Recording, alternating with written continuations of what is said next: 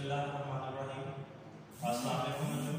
हमारा नेक्स्ट जो टॉपिक है ये है motion of charge particle in an electric and magnetic field. ये आपको इस टॉपिक के नाम से बच्चों पता चल रहा है कि हमारे पास एक चार्ज पार्टिकल होगा और उसको हम एक ऐसे रीजन में मूव करवाएंगे कि जिस रीजन में इलेक्ट्रिक और मैग्नेटिक दोनों फोर्स जो फील्ड्स हैं वो मौजूद होंगे। अब इलेक्ट्रिक और मैग्नेटिक दोनों फील्ड्स में से जब ये चार्ज पार्टिकल गुजरेगा तो उसके ऊपर बच्चों इलेक्ट्रिक फोर्स भी लगेगी और उसके ऊपर मैग्नेटिक फोर्स भी लगेगी। तो चार्ज पार्टिकल के ऊपर जो नेट फोर्स लगेगी वो इलेक्ट्रिक एंड मैग्नेटिक फोर्सेस के वेक्टर सम के इक्वल होगी और इस फोर्स को हम लोग एक नया नाम देंगे, जिसे हम लोग नाम देंगे लोरेंट्ज फोर्स का। तो इस टॉपिक में बेसिकली हमने लोरेंट्ज फोर्स का जो फॉर्मूला है वो ड्राइव करना होगा। अब हम लोग ये बात जानते हैं कि अगर किसी रीजन में कोई एक इलेक्ट्रिक फील्ड मौजूद हो और उस रीजन में से एक चार्ज पार्टिकल को पास करवाया जाए, एक ऐसा पार्टिकल जिसके ऊपर जो चार्ज है वो क्यू के इक्वल है और ई याद रखें कि वहां पे इलेक्ट्रिक फील्ड है, उस रीजन में इलेक्ट्रिक फील्ड है। तो इस क्यू चार्ज के ऊपर ई इलेक्ट्रिक फील्ड में से पास करने पर जो फोर्स लगेगी वो एफ ई के साथ रिप्रेजेंट की जाएगी जो कि इक्वल होगी क्यू ई के। और ये बात सही में रखिएगा कि इस चार्ज के ऊपर ये जो इलेक्ट्रिक फोर्स लग रही है, this force is parallel to the electric field. अब बच्चों ये बात याद रखिएगा कि अगर ये इलेक्ट्रिक फील्ड यूनिफॉर्म है तो इस चार्ज पार्टिकल के ऊपर यूनिफॉर्म इलेक्ट्रिक फोर्स लगेगी और जब इसके ऊपर यूनिफॉर्म फोर्स लगेगी तो इसका एक्सेलरेशन जो होगा वो भी यूनिफॉर्म होगा।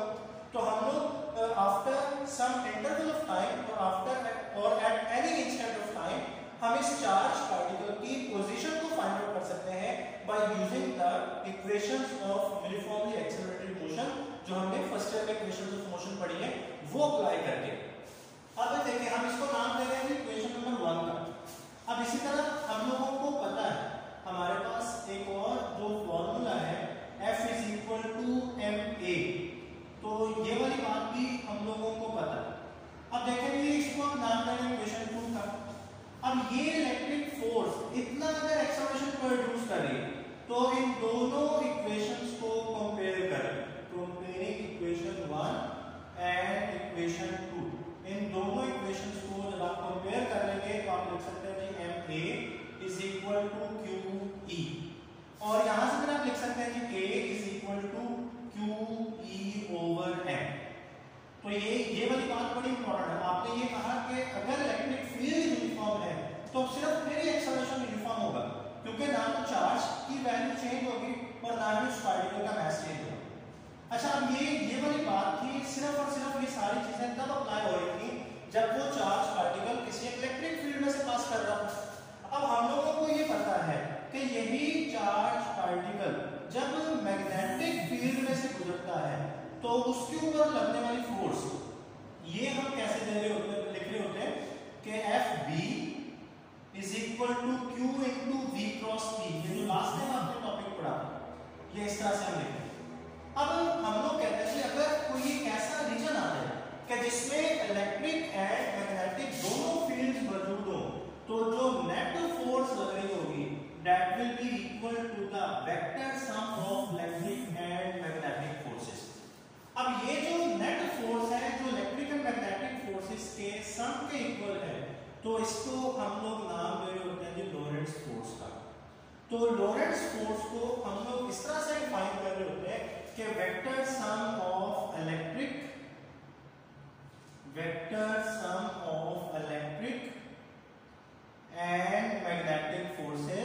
and magnetic forces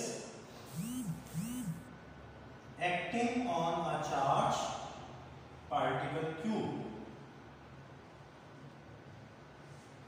is called Lorentz force। इसको हम लोग नाम देते हैं लोरेंट्ज फोर्स का। इसको हम रिप्रेजेंट करते हैं Fl के साथ और इसका फॉर्मूला होगा Fe प्लस Fb। अब Fe की वैल्यू आप पुट करोगे तो Qe आ जाएगा, Fb की वैल्यू पुट करोगे तो Q into V cross P आ जाएगा। यहां से देखिए Q कॉमन आ जाएगा तो हमारे पास आ जाएगा जी E प्लस V क्रॉस ई। तो ये हमारे पास लोरेंट्ज फोर्स का जो है ये फॉर्मूला बन रहा है। अब इसमें मैंने फाइनल इक्वेशन लिखी है, इसमें देखने वाले फोर्स के ऊपर भी वेक्टर का साइन है, ई के ऊपर भी, वी के ऊपर भी और बी के ऊपर, यानी मैंने तमाम चीजें वेक्टर्स यहां पे पुट की। फिर इस टॉपिक के एंड में वो हमें बता रहा होता है कि work is done only by the electric force, magnetic force is only the deflecting force. ये बड़ा इंपॉर्टेंट एमसीक्यू है, इसको आप अंडरलाइन कर लेंगे। इसका मतलब ये है कि ये जो इलेक्ट्रिक फोर्स होती है ना, ये इस चार्ज पार्टिकल को डिस्प्लेस करवाती है, कुछ डिस्प्लेसमेंट लोड करवाती है। लेकिन जो मैग्नेटिक फोर्स है, इसकी वजह से चार्ज पार्टिकल जस्ट क्या करता है, सर्कल में मूव कर रहा होता है, वो उसमें डिस्प्लेसमेंट जीरो होता है। तो वर्क जो होगा वो सिर्फ और सिर्फ इलेक्ट्रिक फोर्स की वजह से होगा, वो मैग्नेटिक फोर्स की वजह से नहीं होगा। अब इसके साथ हम आगे जो है वो एक शॉर्ट क्वेश्चन देखेंगे। फर्स्ट वाला शॉर्ट क्वेश्चन, मैं इसकी जो स्टेटमेंट है वो रीड कर रहा हूं, फिर इसका आंसर भी मैं आपको समझा दूंगा और आप असाइनमेंट के तौर पर उसको लिखेंगे। A plane conducting loop is located in a uniform magnetic field that is directed along the x axis. वो कह रहा है जी कि एक प्लेन है हमारे पास, उस प्लेन को हमने एक ऐसे रीजन के अंदर रखा हुआ है जहां पे मैग्नेटिक फील्ड मौजूद है, और वो जो मैग्नेटिक फील्ड है that is perpendicular, that is in a direction along the x axis। यानी अगर इस तरह से आप बना रहे हैं, इस तरह से अगर आप बनाए जी, ये मैं बना लूं, मेरे पास लेट्स सपोज इसको आप छोड़ दें, प्लेन है हमारे पास, तो इधर आ जाएगा जी x एक्सिस और इधर आ जाएगा जी हमारे पास y एक्सिस, और वो ये ओरिजिन है। अब वो कह रहा है कि जो मैग्नेटिक फील्ड है वो आपके पास x एक्सिस के पैरेलल है, या in the direction of x axis. तो ये मैग्नेटिक फील्ड इधर को आ रही है। अब वो कह रहा है कि इस रीजन में एक जो हमारे पास लूप है उसको किस तरह से प्लेस किया जाए कि उसमें से फ्लक्स मैक्सिमम हो, और उसको कैसे प्लेस किया जाए कि उसमें से फ्लक्स मिनिमम हो।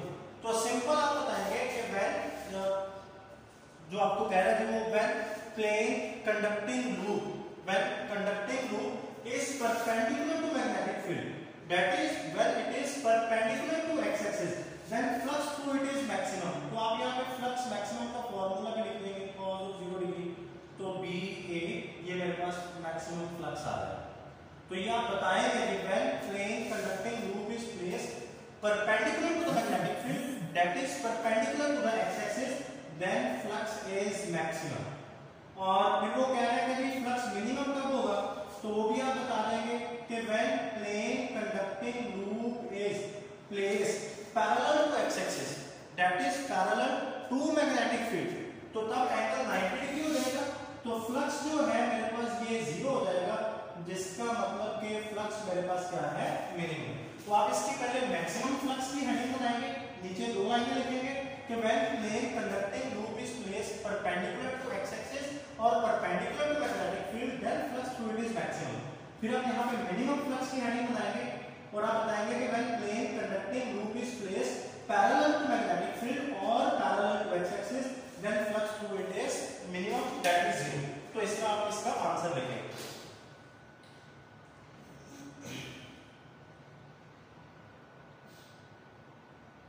आगे जी 14.2 है, a current in a conductor produces a magnetic field which can be calculated using Ampere's law। ये हमें Ampere's law बता रहा है, उसकी मतलब इंफॉर्मेशन दे रहा है कि Ampere's law को इस्तेमाल करते हुए किसी कंडक्टर में से करंट पास करवा के उस कंडक्टर के गिर्द प्रोड्यूस होने वाली मैग्नेटिक फील्ड आप कैलकुलेट कर सकते हैं। Since current is defined as the rate of flow of charge, what can you conclude about the magnetic field due to stationary charges? What about moving charges? अब वो कह रहे हैं कि करंट का मतलब है फ्लो ऑफ चार्जेस, के चार्जेस फ्लो कर रहे हैं। तो बताएं कि जब स्टैटिक चार्ज होगा तो फिर कितनी मैग्नेटिक फील्ड होगी। अब देखिए फॉर स्टैटिक चार्ज के लिए मेरे पास जो I है वो 0 हो जाएगा। तो एम्पेयर्स लॉ हमें कहता है B is equal to mu naught I over 2πr। तो I 0 है तो B 0 हो जाएगा। तो मतलब स्टैटिक चार्जेस के लिए कोई मैग्नेटिक फील्ड प्रोड्यूस नहीं होगी।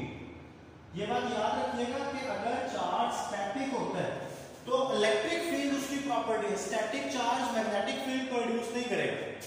और फिर जब चार्ज मूव कर रहा है तो उसके लिए I is not equal to 0। जब चार्ज मूव कर रहा होगा तो कुछ ना कुछ करंट को फ्लो करवा रहा है, तो उसके लिए फिर जो मैग्नेटिक फील्ड होगी वो लाजमी तौर पर प्रोड्यूस होगी।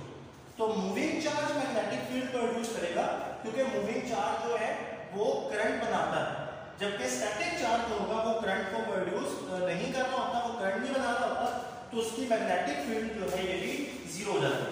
ये दोनों शॉर्ट क्वेश्चन भी आप असाइनमेंट के तौर पर मुझे लिख के सेंड करें। इसके साथ बेटे एक न्यूमेरिकल में करवा रहा हूं 14.2 14.1 वाला जो न्यूमेरिकल है वो हम कर चुके हैं।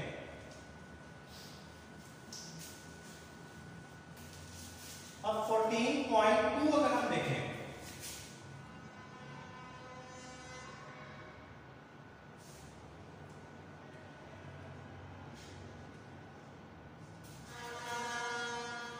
इसमें हमारे पास जो गिवन डाटा होगा 14.2 है, how fast must a proton move in a magnetic field of 2.50 into 10⁻³ Tesla. हमें इसमें बताया जा रहा है कि magnetic field capital B 2.50 into 10⁻³ Tesla, और हमसे वो पूछ रहा है कि ये प्रोटॉन इस मैग्नेटिक फील्ड में कितनी स्पीड के साथ मूव करे कि इसके ऊपर लगने वाली मैग्नेटिक फोर्स जो है वो इसके ऊपर लगने इसके वेट के इक्वल हो जाए। एज अकॉर्डिंग टू क्वेश्चन, अब उसने हमें कहा कि इसको कितनी स्पीड के साथ मूव करवाएं कि इसके ऊपर लगने वाली मैग्नेटिक फोर्स उसके वेट के इक्वल हो जाए। तो वेट ग्रेविटेशनल फोर्स के इक्वल है, तो ये आ जाएगा कि QVB is equal to mg।